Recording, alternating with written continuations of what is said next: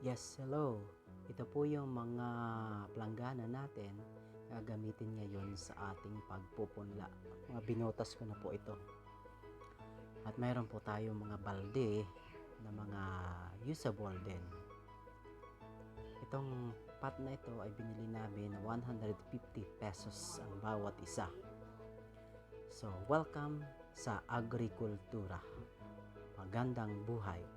So, ito pong sako ng all-purpose soil ay 100 pesos, 6.5 kilogram ang timbang nito. So, ang gagawin ko po ngayon ay ilalagay ko po ito ngayon sa ating pot na pagpupunlaan ng ating pechay, kangkong, at magtatanim din po tayo ng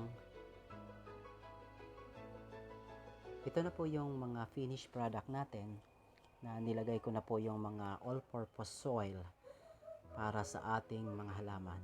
Ito pong seeds na ito ay binili ko po sa Lazada, ang kangkong at saka pechay.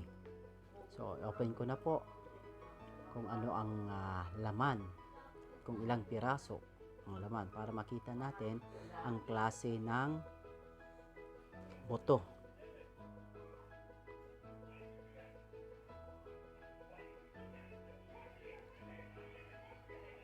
So, i-open ko na po ito.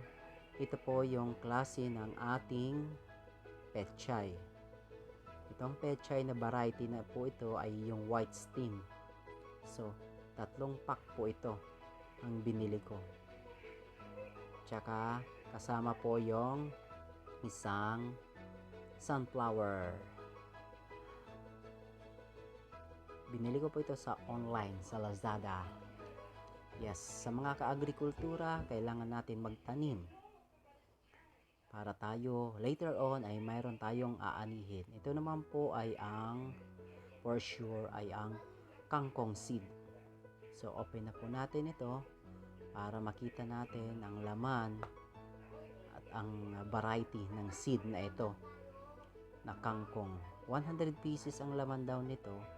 So, ito po yung Chinese kangkong.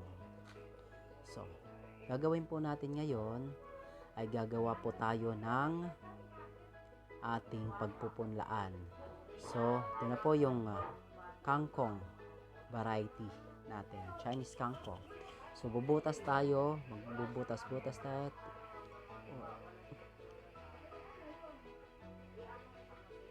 Ito yung pamamaraan natin na ilalagay natin dyan yung ating boto ng kangkong.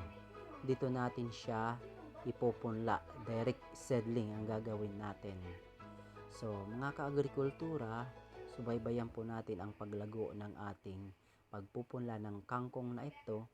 I hope it will be effective for us. Dito po ito sa rooftop gardening, sa urban gardening natin gagawin. Ano po, lalagay natin sa bawat butas isang piraso ng boto ng kangkong. So, mga kaagrikultura, ako po sa inyo ay nagiiwan ng isang katagang magtanim at kumain ng gulay para humaba ang buhay. Diba? Ang ganda ng saying. So, bawat butas lalagyan natin ng isang boto ng kangkong. Ang pamamaraan na ito po ay makabagong pamamaraan base sa aking mga nakikita at nababasa sa mga artikulo. So, susubukan ko po ito kasi namomotivate po ako sa mga ibang tao na naghahalaman po sila sa kanilang rooftop. Ang rooftop gardening nito ay hindi po sa akin. So, nagpaalam lang po ako sa may-ari. So, lalagyan na po natin siya ng tubig. Of course, kailangan natin diligan ng tubig ang ating punlaan. Direct seedling na po ito. Hindi na po natin siya itra-transfer. Dito na po natin siya papalakihin ng ating Chinese kangkong. Yan. So, tingnan natin mga ilang araw kung ano ang mangyayari sa ating Chinese kangkong. So, ilipat ko na po siya sa aking ginawang permanent na lagayan. So may harang po siya para hindi po siya pasukin ng pusa, para hindi po siya halukayin ng pusa. So ang susunod naman po natin na gagawin ay ang pagpupunla ng pechay.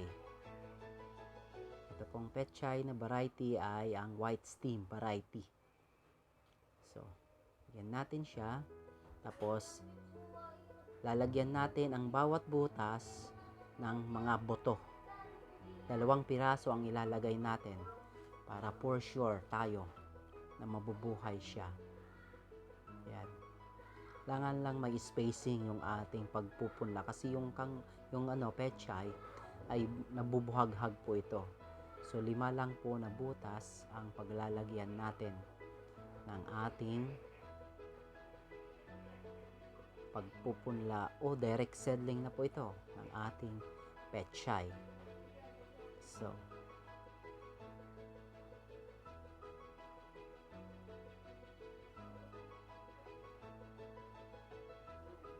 pagkatapos nito ngayon, of course, kailangan natin diligan ang ating pechay.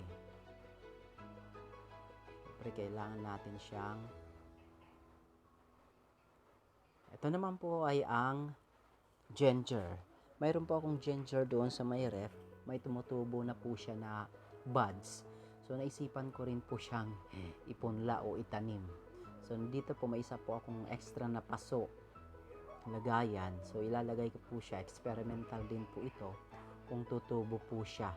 Para malaman natin kung gaano, kung ilang araw din ang pagtubo ng luya na ito. Chinese luya nito. So, diligyan din po natin siya, of course, para mabasa ang ating soil. So, ito na po yung ready na pinagpunlaan natin at saka yung kulungan natin ng aking mga halaman. Ito po ay sa rooftop gardening. Ito po ay urban gardening dito sa rooftop. Matatagpuan po ito dito sa may Pasay, Malibay. O ito rin po yung aking napunlang mga sayote or sayote. So inilagay ko rin po siya sa taas kasi ano lang naman ito temporary lang po siya. Kapag lumabas na po siya yung buds niyan, yung mga stem, of course ilalagay na po natin siya sa ating permanent na paglalagyan. Gagawa po ako ng trellis sa ganyan. So ito po ang yung kaagrikultura na nag-iiwan ng isang katagang magtanim